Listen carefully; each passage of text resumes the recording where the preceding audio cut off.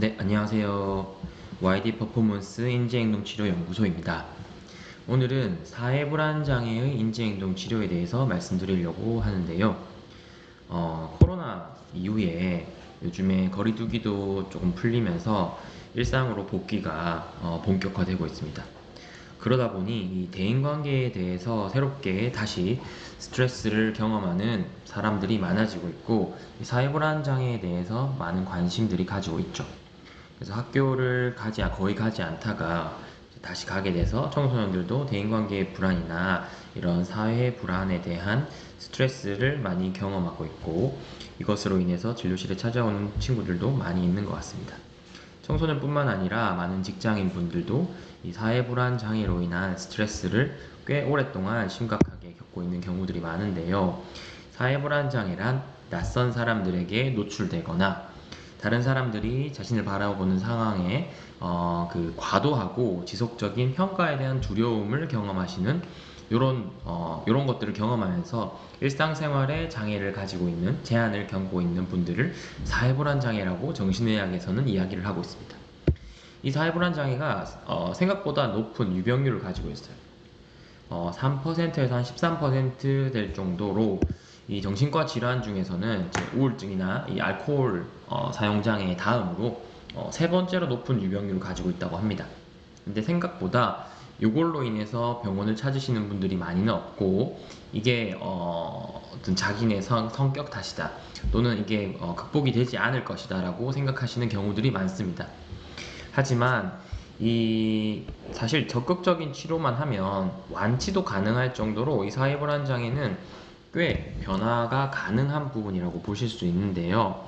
실제로 이 인지행동 치료랑 이제 약물 치료랑 병행할 경우에 매우 효과적이라고 되어 있고, 단순히 약물 치료만으로는 이거 자체에 대해서 극적인 드라마틱한 변화가 어려울 수도 있습니다. 왜냐하면 이 평가에 대한 자신의 생각을 바꾸지 않고 노출을 계속 하지 않는다면 이 부분에 대해서 계속적으로 점점 위축되면서 힘들어질 가능성들이 크기 때문입니다.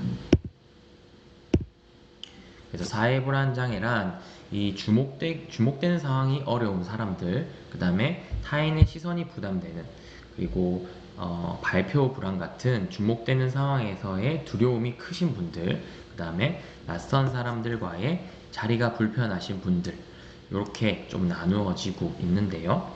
이걸 또 분류를 이제 이시영 박사님께서 하신 것들을 책을 살펴보면 얼굴이 빨개지는 것을 두려워하는 정면공포, 그리고 손이나 입술, 목tum이 떨리는 것을 두려워하는 분들, 그 다음에 땀이 나는 것을 두려워하는 사람들, 그 다음에 내 침소리가 삼키는 것들을 두려워하는 사람들, 그 다음에 내 숨소리가 남들에게 들킬까봐 두려워하는 숨소리 공포, 그 다음에 표정이 어색하고 굳어지는 것을 두려워하는 표정 공포, 그 다음에 내 걸음걸이나 자세가 이상할까봐 두려워하는 태도, 자세 공포 등이 있고요. 요게 제일 많죠. 시선에 대한 공포고, 남들의 시선이 그냥 쳐다보지 않았는데도 그냥 잠시 눈만 마주쳐도 이것에 대해서 불안하고 불편감을 많이 느끼는 이 시선 공포에 대해서도 사실 많은 사회 불안을 가지신 분들이 두려움을 가지고 있고요. 때로는 이 공중 화장실을 못 가는 분들도 있습니다. 내가 이 볼일을 보거나 아니면 내가 여기서 뭔가 다른 사람들을 의식하면서 내 행위 수행을 잘 못하거나 긴장하시는 분들을 대중화장실에 공포를 느끼시는 분들도 많은 것 같습니다. 결국 인지행동 치료란 우리가 어떤 이 일상생활이라는 사건에서 왜곡된 생각을 가지고 있기 때문에 이 불안과 긴장이라는 이 부정적인 감정을 발생시킨다라고 볼 수 있는데요. 이 불안과 긴장을 해결하는 방법은 이 인지 왜곡을 개선, 인지적으로 오류를 잡고, 그 다음에 계속적으로 노출하는 방법을 사용하는 것이 이제 인지행동 치료, CBT의 목적입니다. 그럼 어떻게 해야 되느냐? 어떤 것들을 좀 바로잡아야 되느냐? 예를 들면 사회불안장애가 있으신 분들은 뭔가 남들이 웃거나 아니면 화를 내거나 그냥 무표정한 부분들을 보면은 자동적으로 자기와 관련이 있다라고 생각하는 경향들이 많습니다. 그래서 경직된 생각을 하기도 되고, 그 다음에 내가 앞에 있는데 저 사람이 무표정한 이유가 나의 어떤 행동과 나의 어떤 나 때문에 그런 부분들이 있을 것이라는 이 독심술의 오류라고 하는데요. 내가 저 사람의 생각을 읽을 수 있을 것이야 라는 착각을 하게 되는 거죠. 저 사람이 수근거리는 것만 봐도 나와 관련된 나 때문에 그렇게 하는 것이야 라고 생각하거나, 그리고 저 사람이 하품을 하는 이유도 내 발표가 형편없어서 그렇게 할 것이다 라는 생각을 하기 때문인 건데, 이 독심술의 오류를 개선하는 것이 사실은 매우 중점적으로 우리가 인지행동 치료에서 변화시켜야 될 부분이라고 볼 수 있습니다. 그래서 여기 보시면 지금 이제 저희가 이 인지행동 치료를 할 때 인지 오류에 대해서 교육하는 자료인데요. 여기 7번을 보시면 타인의 생각이 그럴 것이라고 예측하고 내 예측을 믿으면서 부정적인 감정을 증가시킵니다. 감정을 증폭시킨다는 거죠. 그래서 이 증폭, 왜곡된 생각을 교정하면 이 증폭을 줄일 수 있는, 증폭만 줄여도 부정적인 감정들이 훨씬 더 원활하게 조절할 수 있다라는 것이고, 이 독심술의 오류 이외에도 정신적 여과, 지나친 일반화, 자책 뭐 이런 식으로 여러 가지 왜곡된 생각들이 사회불안 장애를 가지시는 분들이 꽤 많이 가지고 있는데, 자기에게 맞는 자신이 주로 가지고 있는 인지 오류를 개선할 수 있도록 자기의 생각을 찾고 바꾸는 과정들을 거치는 것이 이제 인지행동 치료의 인지 파트입니다. 그래서 저번에 제가 말씀드린 것처럼 인지행동 치료는 인지치료와 행동치료가 합쳐진 것이죠. 그러면 인지는 이제 왜곡된 생각을 교정함으로써 해결된다고 쳤을 때, 그러면 우리는 행동 치료는 어떻게 해야 되느냐? 인지행동 치료에서 행동 치료란 이렇게 이제 노출을 한다면, 노출이라는 게 이제 exposure이라고 해서 본인이 불안하거나 두려워하는 상황을 마주하는 것을 의미합니다. 예를 들면 내가 거미를 무서워한다 하면 거미를 계속 만나는 거고, 고소공포증이 있다 하면 높은 곳을 계속 올라간다는 거죠. 내가 사람들과 어울리는 상황이 두렵다라는 것은 두렵더라도 계속적으로 노출한다는 의미는 학교를 안 가거나 직장을 안 가는 것이 아니라 사람들을 계속 똑같이 만나면서 이 노출의 횟수와 빈도, 기간을 늘려나간다는 뜻입니다. 여기 지금 노출과 이런 그 불안의 공포 온도계를 보시면 처음에는 노출을 많이 하면 할수록 불안과 공포가 올라가죠. 근데 어느 임계점까지만 지나면 이게 탈감작이 돼서 요렇게 떨어진단 말이에요. 노출을 많이 해도. 그러니까 결국은 이게 노출을 안 한다고 해서 이 불안이 없어지느냐? 아주 일시적으로는 없어지지만 오히려 더 증가하게 되는 거고, 이 생각을 교정하면서 계속적으로 이게 노출을 하는 훈련을 해야 이 불안감이 줄어들 수 있다는 것이 인지행동 치료의 이제 행동적인 방법입니다. 그래서 이 노출이란 회피 행동을 하거나 안전 행동을 하지 않고, 안전 행동이라는 게 내가 마음을 좀 더 내가 이 행동을 하면 마음이 편안해진다라는 그런 불안을 일시적으로 교정하기 위해서 하는 행동들을 의미하는데, 피하거나 안전 행동을 하지 않고 버티면서 공포를 유발하는 상황을 점진적으로 반복하여 접하는 것을 의미하고, 사실 이 노출하는 방법은 이렇게 점진적으로 노출하는 방법도 있고, 이 홍수법이라고 해서 플로딩이라고 해서 단 한 번에 확 노출시켜가지고 그 다음에 점차 이 불안을 확 줄인다, 이런 기법들도 있거든요.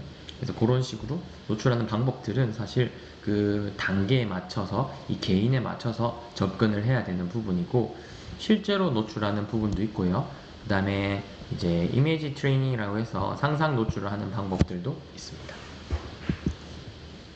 그래서 뭐 사회 불안의 효과적인 노출을 살펴보면 불안을 유발하는 사람과 눈을 맞춘다든지, 그 다음에 뭐 음식점에 가서 뭔가 주문을 한다든지, 그리고 뭐 요즘에 전화 공포증도 되게 많죠. 이 젊은 친구들 같은 경우에는 10대, 20대만 해도 워낙 이 어플로 주문하는 것이 매우 일상화되어 있고, 그게 습관화되어 있지 않아서 그런지 특히 사회 불안을 가지시는 친구들 중에 전화에 대한 공포를 가지는 분도 많은데, 일부러 전화를 걸어서 간단한 질문을 한다든지, 그리고 뭐 학교에서 잘 모르는 친구들과 눈을 맞추면서 인사를 한다든지 이런 식으로 자신에 맞게 단계에 맞게 노출을 세팅을 해서 하나씩 하나씩 극복을 해보는 것들이 이제 노출 치료, 그러니까 인지행동 치료의 행동 치료에 해당되는 부분이라고 볼 수 있겠습니다. 그래서 실제적으로 인지행동 치료를 할 때 저희 같은 경우에도 이렇게 이제 그룹 치료나 아니면 개인 치료를 할 때도 여기 이제 이런 워크북을 사용하곤 하는데요. 이 불안 상황이 있고 특징적인 이 생각이 있을 때 우리가 이제 이번에 이 생각을 교정하고 한번 부딪혀보자.